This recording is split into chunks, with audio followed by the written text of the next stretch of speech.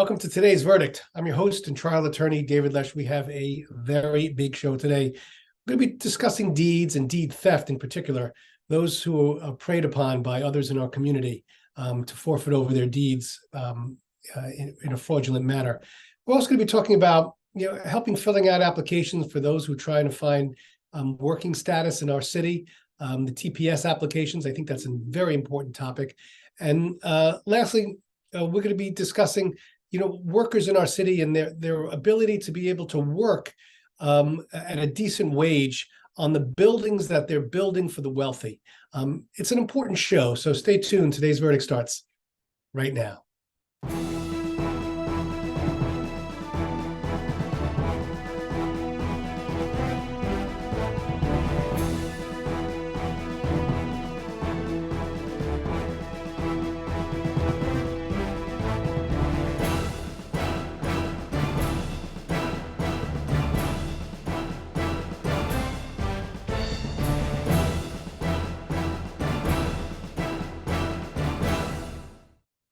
All right, welcome back to today's verdict. I'm your host and trial attorney, David Lesh. We have with us today State Senator Brian Kavanaugh.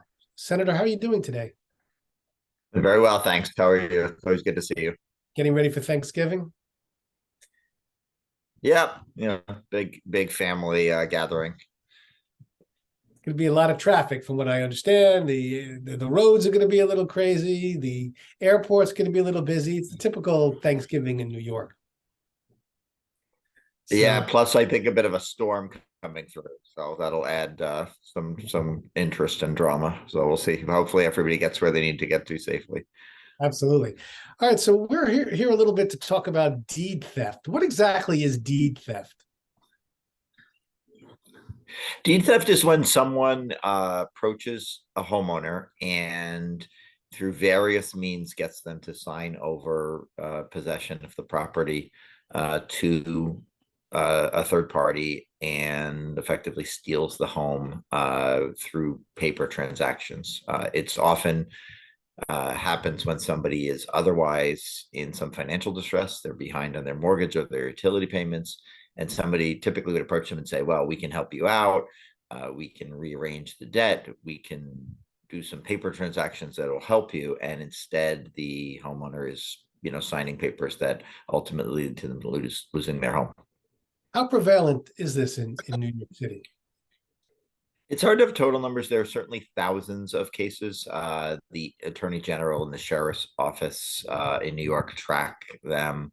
In a given year, they get thousands of complaints. There may be other cases where the homeowners are not getting to the relevant authorities to even let them know. So it's it's a big problem, and fortunately now we have we've passed some legislation that we hope will provide solutions. Let's talk a little bit about the legislation. I do some foreclosure work myself where I've been a referee selling property. I've been doing that for years. And I've also been a referee in partition actions, actions where you have to decide who owns the property or who just decide what percentage of the property belongs to what particular individual. What happens now in these particular situations, these court proceedings, when there is an allegation of deed theft?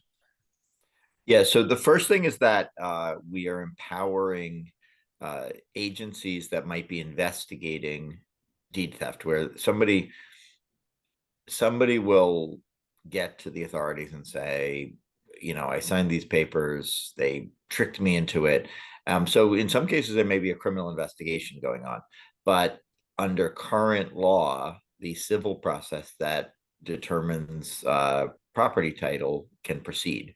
And so this would allow the authorities investigating, where they have some reason to suspect that there might be some problem with the transaction, there might be some fraud going on, they can file papers with the court. So the courts will be aware that there might be a problem with this proceeding, and they can stay, say, an eviction proceeding where someone is trying to remove somebody from a home because they're asserting, well, they used to own it, but they don't own it anymore, so they're not permitted to be there. Similarly, it provides that in various civil actions, if there is a result in a criminal case that suggests there's been some fraud, that the underlying transaction itself would be presumed to be improper. And so it's basically intended to, and there's a series of other things Bill does, but basically intended to to put a halt to some of these civil proceedings that have been used as tools for people who are trying to gain access and control of the property after they may have defrauded somebody into signing the papers. And which agencies are the ones that are going to take notice and hopefully do the right thing and let the judges know during the proceeding that there is some allegation of theft or fraud? Yeah, the big ones are the state attorney general. Letitia James has been very involved in deed theft for a very long time. Even in her prior role as public advocate, she took a real interest in this, making sure that homeowners had the information they need, and that there was attention brought when there were cases. It might be the district attorneys, and it could be the office of the sheriff as well in New York. And again, what we're doing now is providing them with the tools to which we worked closely with them to develop, so that they'll have the ability to take these steps in the civil proceedings, as even while they're also investigating the potential criminal liability. Just so the viewers can understand, what are some of the tactics that are used to get you to convey a deed without consideration? I mean, in many cases, it's sort of old school. You give people this whole sheaf of papers, and then you assert that the papers have one purpose and they really have another purpose. The purpose being to agree that you're selling your home to somebody. In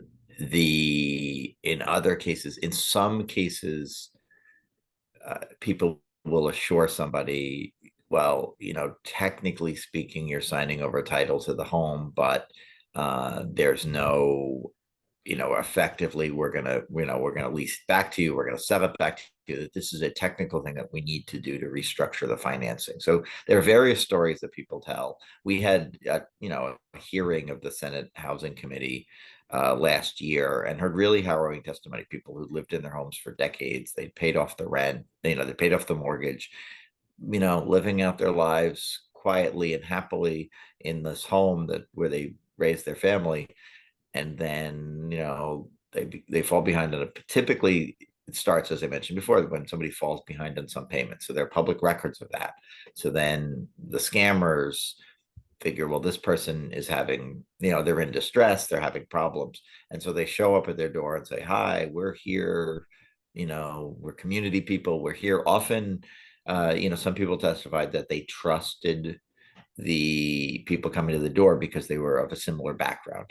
They're immigrants from the same country, they have the same religion, and they assure people, we're in this together, we're here to help, we're from the neighborhood, we're going to take care of you. And then the person signs papers, or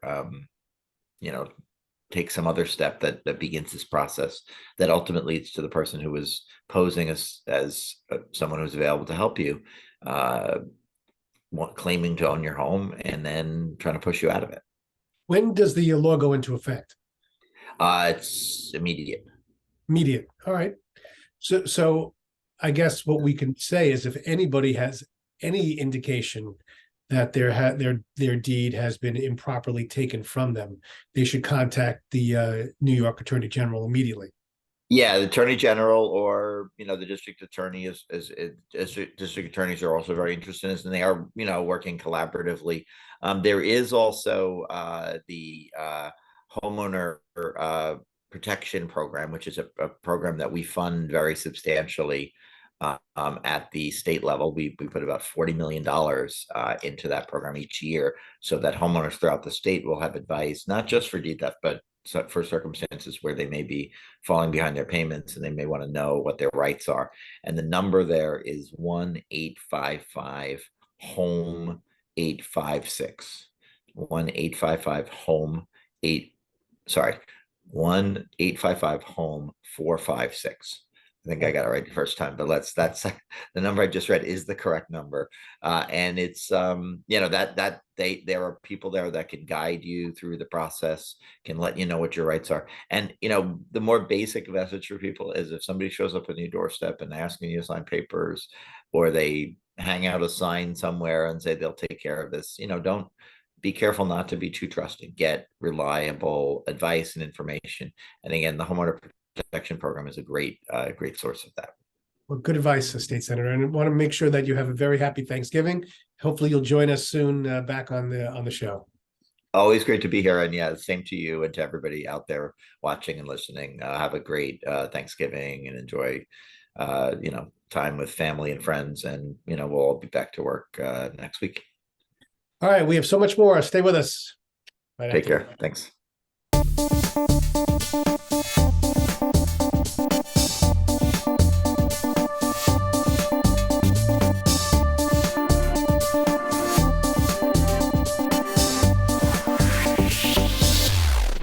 Okay, welcome back to today's verdict. I'm your host and trial attorney, David Lesh. I have to go to the glasses here. We have with us Lauren Wyatt, managing attorney for Access to Justice Initiatives, Immigrant and Refugee Services at Catholic Charities Community Service of Archdiocese of New York, right?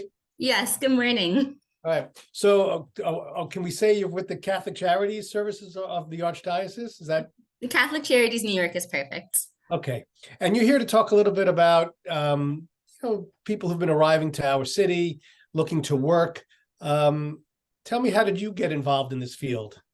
Well, I've been working at Catholic Charities since 2016.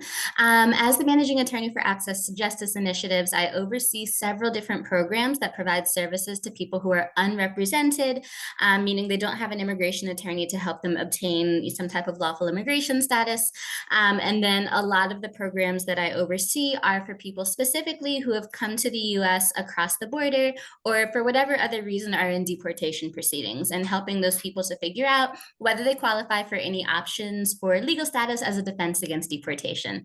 So because of that, I see a lot of people who, like we're seeing right now, may be coming to the US from Venezuela and may be eligible for this newest iteration of temporary protected status, or TPS. So when somebody arrives from Venezuela now, let's say they're either coming, straight by bus through Texas or however they get here, what's the first stop for them? Where do they usually end up going? Physically, you mean? So a lot of the people that are coming here, if they don't have a friend or a family member that they can stay with, New York City has set up a processing center to help assist people in getting shelter, getting their immediate needs met, so that they have, a place to sleep as, of course, it's getting cold. And we have a lot of people who are arriving, with very young children or infants who obviously need a place to sleep. So those people who don't have any place to stay already are generally going to one of the city's welcome centers where they can get set up with temporary housing. Now, when they're there, do they also find out if they're eligible to work, or can they work? That first meeting, or what happens? When do they find out how they can become eligible to work? Well, that is the complication, right? There's always going to be many more people who are in need of legal assistance than can actually obtain legal assistance. So the city has set up centers where they're helping people to complete some of the applications. So that includes applications for asylum, applications for TPS. But I don't believe that that's happening immediately, as soon as they arrive at one of the city's welcome centers. So many of those people, unfortunately, have to, keep looking until they can find someone who's able to assist them. People who come to the U.S. across the border generally are not immediately eligible for, being able to work. Most people who come to the U.S. without lawful status have to apply for work authorizations. And once they get that work authorization, then they're eligible to work as long as the duration of that work permit. All right. So how does this program work, so that we can cut through some of the red tape, I guess? How does TPS work? Yes. Okay, let's say that we're talking about someone from Venezuela. So recently, the government announced that people from Venezuela who have been continuously in the US since July 31st of this year are eligible to apply for a temporary protected status. Being eligible for temporary protected status is pretty straightforward. For this iteration of TPS, people just have to demonstrate that they are citizens or nationals of Venezuela, that they have been continuously present in the US and resided in the US since July 31st of this year, and then submit their application both for TPS, and if they would also like a work permit, submit both of those applications together. Once people submit the applications, they just wait for a response from USCIS, and when they receive that response, then they'll have their temporary protected status, and then they should receive their work permits around the same time. The thing is that many of the people in this situation, again, may have come to the US across the border without a lawful status. So those people will generally also be in deportation proceedings.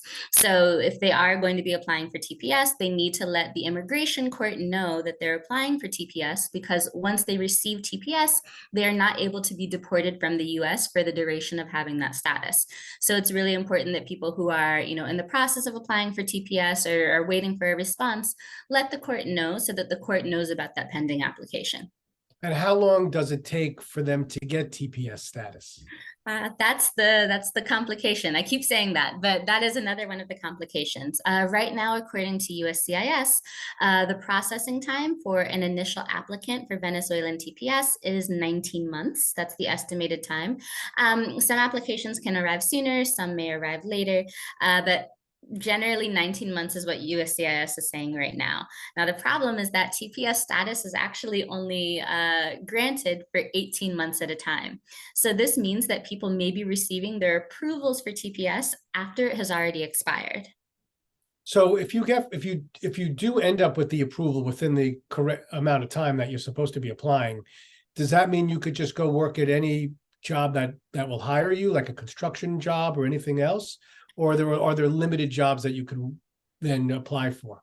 Well, if you receive a work authorization in the US, you're eligible to work anywhere in the country as long as you have the qualifications for it. So that could be construction or any place else that, would like to hire you. Of course, if you're going into a more specialized field, of course, you need whatever the qualifications are in the US for that job. But yes, generally, once you get a work permit, you can work anywhere in the country you would like. I understand there's some pop-up tents and different areas that the Archdiocese has set up so people could go there for assistance. Am I correct? I don't know if the Archdiocese has set up the pop-up tents, but I know that Catholic Charities New York has held several TPS clinics and continues to hold TPS clinics. The last one was actually last Friday to help people who are eligible to submit their applications. So when we assist people with these, then people can know that, the application has been completed properly, that everything has been reviewed by an attorney, and that they've received any information that they need for how to move forward in their cases. Now, this program, I know it looked like President Biden had also made it available as well. Was he the first person who really put this on the map, or did somebody in New York put it on the map, or a little bit of both? Temporary protected status? Yes. Temporary protected status has been around for years. Before Biden, before Trump, it's been around for a long time. The Department of Homeland Security every 18 months will review the list of countries that are designated for TPS and decide whether to extend that designation or to end it. So there are, several countries that are currently designated for TPS, and Venezuela is just one of them.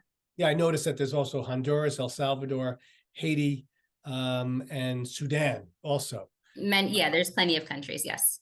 And they have till a certain amount of time. We don't have too much time. What tips would you give to somebody who's watching today and might be able to apply for TPS? What would you tell them? Well, first of all, I would tell them they certainly need to go and speak with an attorney to determine if there are any complications in their cases, or if there's anything that, may impact their decision, and decide what's the best way to move forward. For example, with the Venezuelan families, we have seen that plenty of people may have children who were born in other countries outside of Venezuela. So maybe, for example, the parents are Venezuelan, but they traveled to Colombia, or they traveled to some other country and their children were born there. In that case, those children were born outside of Venezuela. So they're going to have to take additional steps for those children to be able to prove that they are citizens or nationals of Venezuela.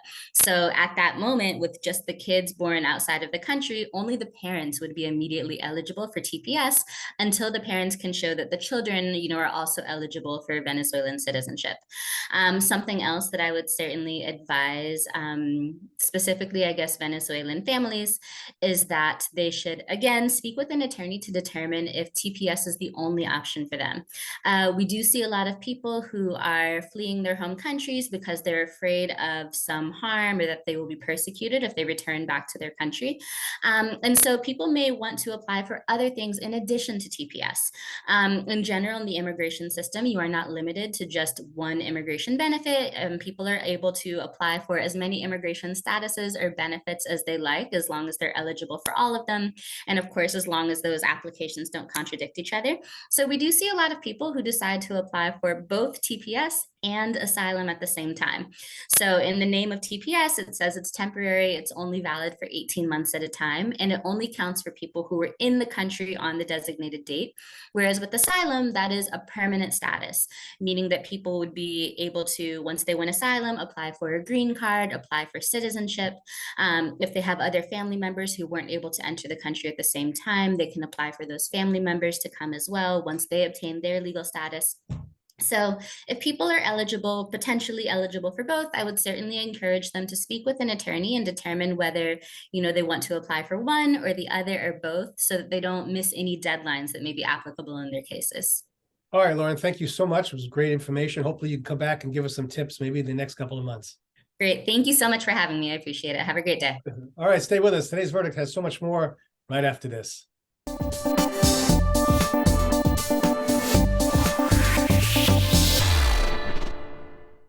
All right, welcome back to Today's Verdict. I'm your host and trial attorney, David Lesh. We have joining us today, Councilmember Carmen de la Rosa.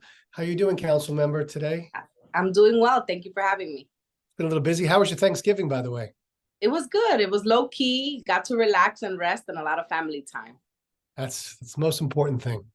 All right, so we're here today to talk a little bit about the bill to boost wages with other things involved, community hiring standards for workers, building affordable housing tips. Tell us a little bit about the bill, if you could.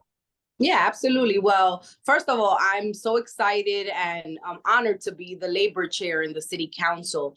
And part of that work is making sure that industries like the construction industry, which for a long time has been an industry that has been plagued by deaths at construction sites, unsafe working conditions, and exploitation of workers, is addressed. And although the city council has a very limited legislative scope when it comes to safety, because most of it is regulated by the state, we do have some say in land use decisions that are made in our community, specifically when construction projects come to our communities. So we've been working with a broad coalition that includes organized laborers, the Mason Tenders, Local 79, and many others who agree that when workers put their lives on the line, when projects receive city subsidies in order to come up in our neighborhoods, when we as council members agree to bring projects forward, the least we can do is make sure that there is a wage floor so that the exploitation that usually happens with these workers that are mostly workers of color, immigrant workers, some undocumented workers, whether they're organized through labor or not, we are addressing their ability to make a living, to put food on the table. And the wage floor looks at about $40 an hour in order to make sure that these workers, which usually is temporary work, right? Because construction depends on the weather. If it's raining, if the weather conditions get bad over the winter, this all affects their bottom line. So we're making sure that these workers, one, have a wage floor, that every project that comes before the council is coming in where workers know they're going to make at least $40 an hour. And second of all, we want to make sure that as workers in our communities build up our local skylines, that they also are able to be hired from our community. In communities like mine in Northern Manhattan and parts of the Bronx, Queens, and a lot of the outer boroughs, we see that the workers that build our communities are not able to afford to live in them. And so we want to make sure that we're tackling that inequity by making sure that there is a local hiring standard that is happening through our union brothers and sisters to make sure that workers are hired from our communities. And that also includes workers that have been excluded by policies such as formerly incarcerated workers and workers that have been impacted by homelessness or the justice system. Well, let me ask you a question. What are the wages that are being paid now to the workers who do this? How much are they getting paid? It really depends on the agreements that come. Every project looks different. But what we've seen oftentimes is that even when we're trying to build affordability in our city, we as a city council, as a city, the administration, we usually finance these projects to make sure that we're getting the most affordability possible. And while the goals of affordability are a priority for me and for many of my colleagues, those goals also have to come hand in hand with making sure that the wages of workers compensate them enough for them to afford to live in these apartments. You know, I heard the story of a worker who goes by the name Ty, who said that he was building a building that he could not afford to live in. He was actually living out of his car at the time, living from homeless shelter to homeless shelter. It is completely unfair that in some of these projects, especially the ones that are not regulated, that are not done with union labor, you see that these workers are being paid off the books. They're being paid cash. They're being paid maybe $15 an hour versus $30 an hour. There is a lot of discrepancy, and it really depends on the project managers. It really depends on the financing of those projects. And so we want to set a standard in order to avoid the exploitation of workers. The unions, how do they feel about the bill? Are they in favor of it? Is there any opposition? Is there anything that they don't like about the bill? Well, most of the unions that we are working with are in favor of the bill. Actually, we had a rally in City Hall right before the holidays, and it was union strong. We saw our partners at Local 79, but we also saw some nonprofit workforce partners, which I think is an incredible coalition, because most of the time, you know, in these industries, they pit union against non-unions. In this case, we see that, for example, CEO, the Center for Economic Opportunity, which is a workforce engine in our communities, they are in favor of this bill because they understand that when we raise a standard, we're raising all boats together. And all workers, whether they're unionized or not, are going to benefit from this. And we also see that there are other bills, similar bills in the council right now. This is a conversation that is happening. Do you feel that organized labor is finally getting their due time, and you know they're finally being heard? Because in the city, you're right, it's a tale of those who have and those who don't have. And I think we've really forgotten about many of the workers who do all the labor to create the beautiful buildings that a lot of the wealthy people do live in. I mean, do you think it's finally their time to be heard? Absolutely. We have a saying in the council, especially this summer, we said that it was a hot labor summer. As you noticed throughout the summer, many industries, from our actors and writers, all the way to our nurses, to our construction workers, to our Amazon workers, our Starbucks workers. There's a renaissance in the labor movement where industries, especially private industries, are now organizing in order to unionize, because we understand that making sure that there is a path to the middle class, making sure that wages are moving and are not stagnant in our communities must be a priority if we're going to close the economic and the income gap here in New York City. Well, I want to thank you very much. It's very informative, and hopefully maybe you can come back in the next couple of months and let us know if the bill was put into law and maybe some of the other things you've been working on. Absolutely. I'm happy always to come back. All right. It's nice to have you. All right. Stay with us. Today's Verdict has so much more right after this.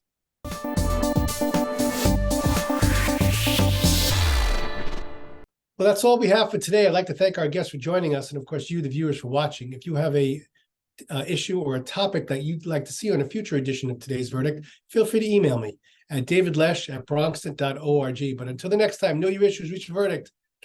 See you in 2 weeks.